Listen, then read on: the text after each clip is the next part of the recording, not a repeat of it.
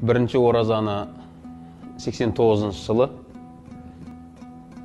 10 жасында бастағам ұстауды. Оның алдында ораза ұстайтынбыз, бірақ ол біз үшін бекітілмеген ораза болатын. Қараңыз, маңызды нәрсені айтайын. Бізді кішкентайымыздан апамыз үйреткен оразаға.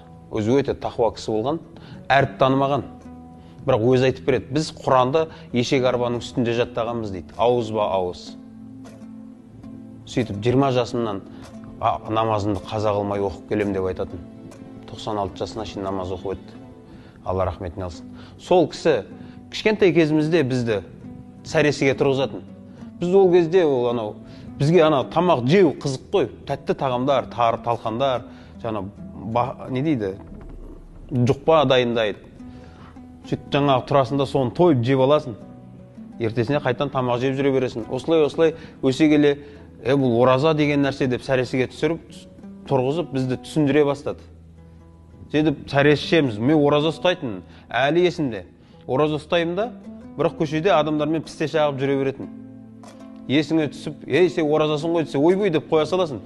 Кейін қарасаң, мороженое жеп жүре бересің. Талқаннандай тары ұратын ек қой. Тарын ұрып тұрасында оның дәмін көріп, сөйтіп жүріп тойып ала беретінбіз ғой. Тағы осы айтқым келетіні, аналар. Бала шағасына қазір ораза ұстаймыз да, біз кейбір кезде кішкентай балдарды бала ғой деп ұйықтатамыз ғой. Жоқ, оны сәресіге тұрғыза беру керек екен ғой. Оның еті үйрене береді да бұл нәрсеге. Оған кейін сәресіге тұру, ораза ұстау деген таңсық нәрсе, бір бөтен нәрсе емес, үйреншікті нәрсеге айналады да. Бізді солай үйретті. Және сол 10 жасыма барған кезде балам, саған ораза ұстамаса болмайды деп. Сол уақыттан бастап осы парыз оразаларды ұстай бастадық. Онда да көп қателіктер болатын. Сәресі ауызашар жібермейсің ғой ондай нәрселерді. Күндізінде, бірақ кейбір кезде білмей тыңқиып тойып алып, рахаттанып жүретін кездер болатын. Содан енді жай келе жатырмыз әйтеуір. Жылда қателіктің бәрін түзетін деп айта алмайсың ғой. Біз өміріміздің соңына шейін қателікпен жүретін адамдармыз ғой. Құдай біледі, өзімнің қателігім соншалықты көп. Біреуін түзесең, екіншісі шығып жатады да. Оразанда жылда мынаны түзеймін деп айтыр. Жылда содан бері ораза ұстап келе жатырмыз Алланың қалауымен. Жылда бір қатемізді түзеуге тырысамыз әйтеуір. Бірақ әлі қателіктер бар. Осы күнге биыл енді Құдай қаласа өзім ойлаймын, биылғы ораза келе жатыр. Осыда бір өзімді өзгертсем деп ше. Сол 10 жасымнан бері өзгере алмаған, енді осы оразада өзгерсем екен деп ниеттеніп отырмын ғой енді, Құдай қаласа.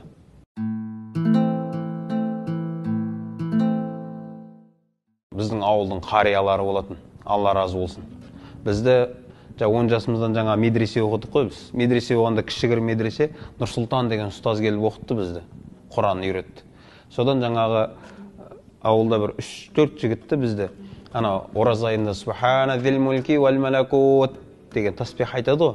Соны бізге әндетіп әдемі үйретті да, бізді ауызашарда қариялар өздерімен алып жүретін. Біз қариялардың досы болып кеттік та. Ауызашарға барасың. Қариялардың қасында жүрсең ешкім тисе бермейді ғой. Барып отырасың. Қариялар ол кездегі, қазір байқайсыз ба? Жиындарда бас әкеледі ғой. Қарияларға басты береді, үлкен деп құрмет деп. Олар алып өздері жейді. Сөйтеді да, басты сен же деп жанындағы береді. Арасында жемейтіндер бар, бас ұстамайым дейтін түсінік бар бізде. Олар арғай беріп жіберіп, бұрынғы қариялар бас берсеше, оны турайтын. Сорап отырып, бұлай лақтырып, же деп балдарға да лақтырып отыратын. Балдар қарасаңшы керісінше оған Алла разы болсын деп. Қараңыз, тамақтың өзінде қазір тамақ келеді ғой бізде. Енді тақырыпқа сай болғаннан кейін айта кетейін. Тамақ келеді, бізде үлкендер отырады да жастарға тура дейді да. Ал жастарға әдеп бойынша үлкендерден бұрын табаққа қол салмау керек еді ғой. Өздері үйретіп жатыр ғой бұны, қолың сал деп тұр ғой. Бұрын біз отыратынбыз, қариялар турайды. Өзі тәтті жерін аузына салып алады. Қалаған жерін әркімге береді. Деп ше, ол оған Алла разы болсын сізге деп дұға қылып отырады. Бір керемет нәрселерді, бұрынғы аталарымыздың жасаған нәрселері, әдет ғұрыптары бар ғой, керемет нәрселер болатын. Сөйтіп отырамыз Ол кезде асық ойнау деген бар. Әр үйге барған кезде біздің қызығымыз үшеуміз таласып қала береміз. Асық шығады ғой кімге берер екен деп отырамыз да. Қариялар талқандап турайды еттерді да.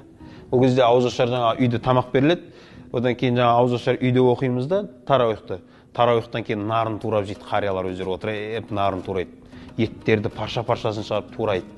Сөйтіп жаңа бізге береді. Сол кезде ғана асық тұрады ғой. Кімге берер екен деп асыққа таласатынбыз. Сондай қызық нәрселер болатын.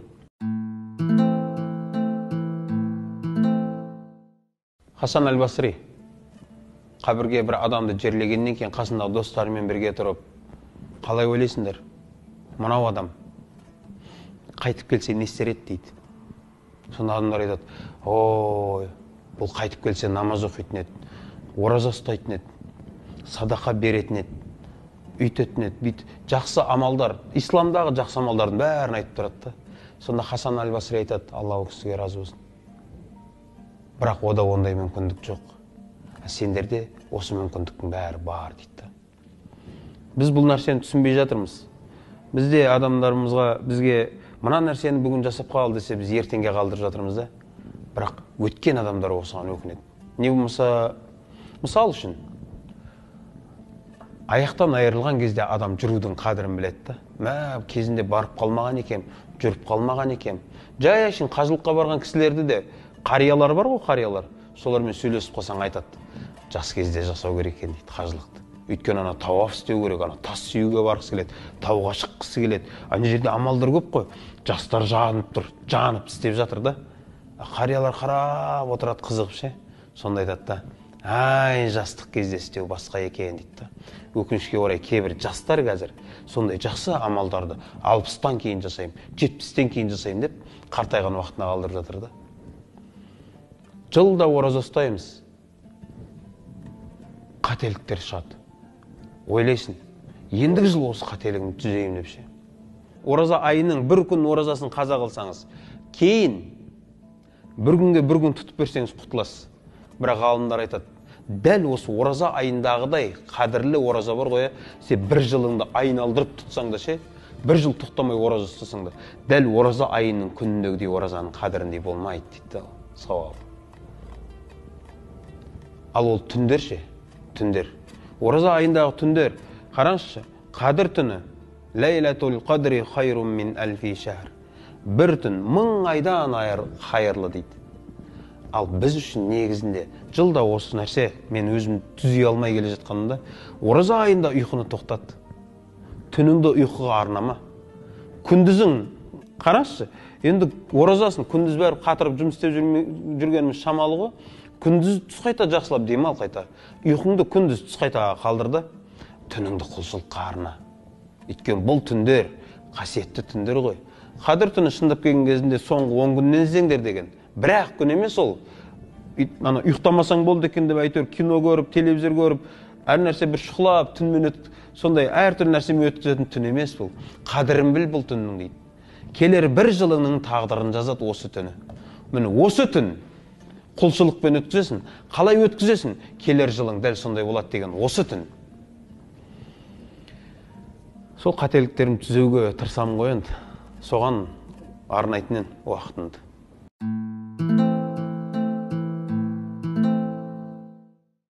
Қараңызшы, мен сол жалпы бүкіл мұсылман ғой.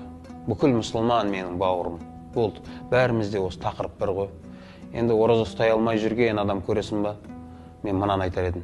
Қараңызшы, пайғамбар саллаллаху алейхи вассалам айтады.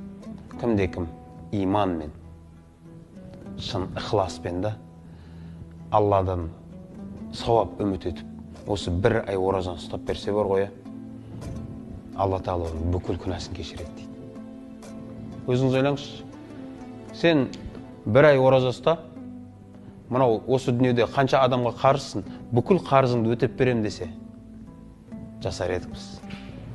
Мысал үшін айтса, бір ай ораза ұста, ана банктегі миллион кредитің бар ғой, сол миллион кредитің жауып берем десе ше, ораза ұстайтын едік. Бірақ ол миллион кредит ол нәрсе емес. Жеке мен өзім айтайын, менің күнәм бар ғой, егер есептесем, осы 30 жылдай жасаған күнәм бар ғой, Құдай сақтасын, есебі жоқ та оның. Бірақ пайғамбар саллаллаху алейхи вассалам айтып жатыр, бір ай ықыласпен ораза ұсташ, бүкілін кешіріп тастаймын деп тұр ғой. Осы мүмкіндікті пайдалана алмайтын адам бар ғой, ә? Бидай тамда аштан өлген тауық секілді дейді. Жем тамда, бидай тола тамда тұрып, аштан өлген бидай тауық сияқты дейді. Осы мүмкіндігіңді жіберме. Ендігі ораза ұстаймын дейсіз. Иншалла, ендігі оразаға жетсеңіз, о ендігінің орны бөлек. Барсыз ба, жоқсыз ба? Талай адамдар ертеңгі күнді көрмей кетіп жатыр ғой. Ендігі оразаға дейін кім бар, кім жоқ. Осы мүмкіндікті жіберіп алма деп айтар едім. Ауылымызда, білмеймін, мен өзім бата бермеймін. Бізде үлкендер бата беріп үйренгенбіз. Дұға. Сол үлкендерге дұға қылдырамыз. Өзіміз дұға қылмаймыз ауылда. Сонда үлкенге деген құрмет біздің ауылда жақсыды. Мейлі, мүмкін сен имам шығарсың, мүмкін басқа, о сен бұл дүниедегі мамандығың ол қызық емес. Жақсы үлкен адам болды. Біз үшін сол лайық болады дұғаға. Солар жасайды. Бірақ енді өзіміз үйімізде жасаған кезде пайғамбар саллаллаху алейхи ва саллям айтқан нәрсесі қиналмай ішкізген, жегізген Аллаға. Соны жеуге, ішуге күш берген, және бізге қиналмай соны қорыттырған Аллаға сан шүкірлер, мақтаулар болсын дейміз. Басқа не?